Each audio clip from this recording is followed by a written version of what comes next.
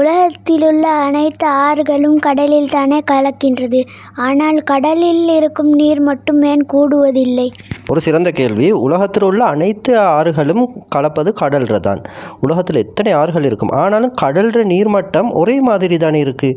இது விந்தையிலும் விந்தை அல்லவா என்று நீங்கள் நினைத்து பார்த்துருப்பீங்க. அதற்கான ஒரு விடை தான் இந்த வீடியோ ஆகும்.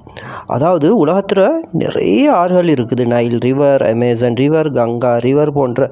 அதில் எவ்வளவு தண்ணீர் இருக்கும். எல்லா தண்ணீரும் எங்கு கடைசியாக சென்றடைகிற கடல்ல தான். அப்படின்னு சொன்னால் கடல் நீர் அதிகரிக்க வேண்டியது தானே, ஏன் அதிகரிக்குது இல்லை? இதற்குத்தான் ஒரு சிறந்த இயற்கையின் சமநிலை இருக்கிறது. இயற்கை என்பது இந்த உலகத்தை ஒரு சமநிலையில் தான் பேணுது. அப்படி பேணாவிட்டால் இந்த உலகம் இயங்க முடியாது. அதற்கு ஒரு சிறந்த உதாரணம் தான் இது. எப்படி என்றால், உலகத்தில் உள்ள அனைத்து ஆறுகளும் உண்மையிலேயே கடலிலிருந்து தான் வந்தது என்றால் நம்ப முடிகிறதா? ஆனால் அதுதான் உண்மை. எப்படி தெரியுமா? இப்பொழுதோ ஆறுகள் எல்லாம் தண்ணீர் எல்லாம் கடல்ல போய் கலந்து கொண்டு இருக்குது. அது மாதிரி தான் கடல் மிக பெரிது தானே ஆறுகளை விட. கடல்ல ஒரு ப்ரொசஸ் ஒன்று நடக்குது. அது என்னன்னு சொன்னால் நீர் ஆவியாதல். நீர் எப்பொழுதும் ஆவியாகி கொண்டே இருக்கும். அது ஆறுகளில் இருந்து எவ்வளவு நீர் கலந்ததோ அதே அளவுக்கு ஆவியாதல் சூரிய வெப்பத்தினால் எல்லா கடலிலும் நடந்து கொண்டே இருக்கும். உலகம் முழுவதும் 70% கடல்கள் தானே. அப்படி ஆவியாதல் நடந்து அதனால் மேகங்கள் உருவாகி மேகங்கள் மீண்டும் மழையாக பொழியும். இப்பொழுது பாருங்க, அந்த மழை நீர் பல 100 வருடங்களாக தேங்கி தேங்கி தேங்கி நீர்மட்டத்தை, அதாவது நிலமட்டத்திற்கு சென்று நிலத்தடி நீராக மாறும். அங்கிருந்து தான் ஆறுகள் பெருக்கெடுக்கின்றன. ஆகவே இது ஒரு சுழற்சியாகத்தான் நடக்குது.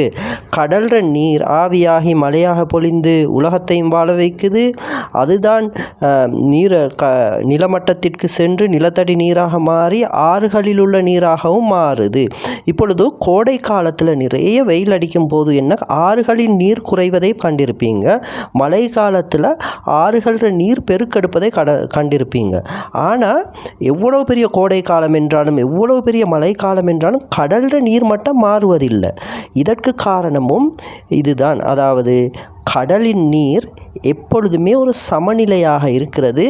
ஆற்று நீரை கடல் எடுத்து அந்த நீரை, அதே அளவான நீரை, அது எவாப்பரேஷன் என்று கூறுவாங்க, அதாவது ஆவியாக செய்து சூரிய வெப்பத்தினால் மேகங்கள் மாறி மேகங்களிலிருந்து மழை பொழியுது.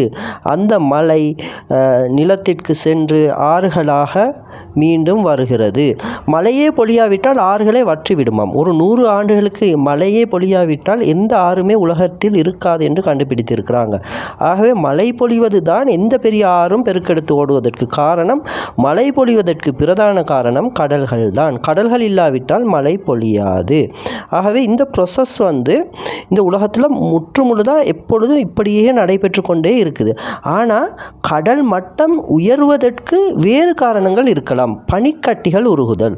இப்பொழுது ஆர்டிக் அண்டார்டிக் என்று கூறுவாங்க. அதில் நிறைய பனி படர்ந்த பிரதேசம் தான் இருக்குது.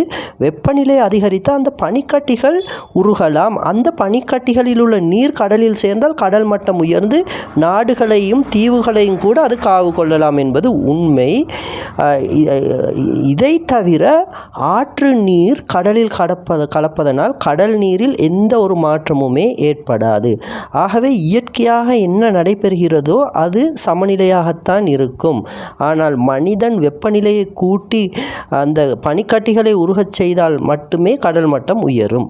ஆகவே இது மாதிரியான இன்னும் உங்களுக்கு இருக்கும் சயின்ஸ் தொடர்பான சில கேள்விகளுக்கான விடைகளை கூறும் வீடியோக்கள் இந்த சேனலில் தொடர்ந்தும் வரும். எமக்கு தொடர்ந்தும் ஆதரவு வழங்குங்க.